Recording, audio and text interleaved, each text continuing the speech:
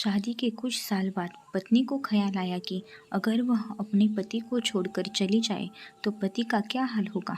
इस ख्याल से उसने कागज़ पर लिखा, अब मैं तुम्हारे साथ और नहीं रह सकती। मैं अब तुमसे बोर हो गई हूँ।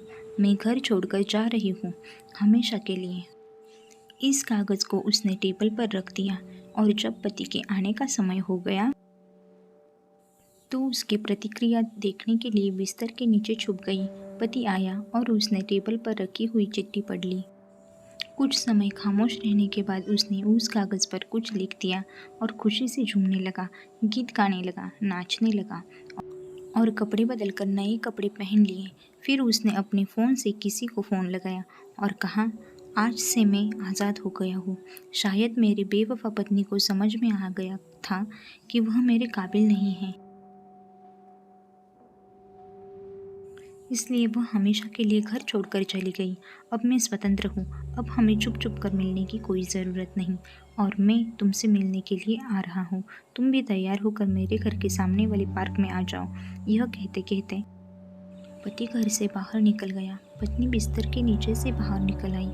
उसकी आंखें आंसुओं से भरी हुई थीं और वह काँप रही थी। उसे इस बात पर बिल्कुल विश्वास ही नहीं हो रहा था कि उसका पति उसे धोखा देगा, उसके साथ विश्वासघात करेगा।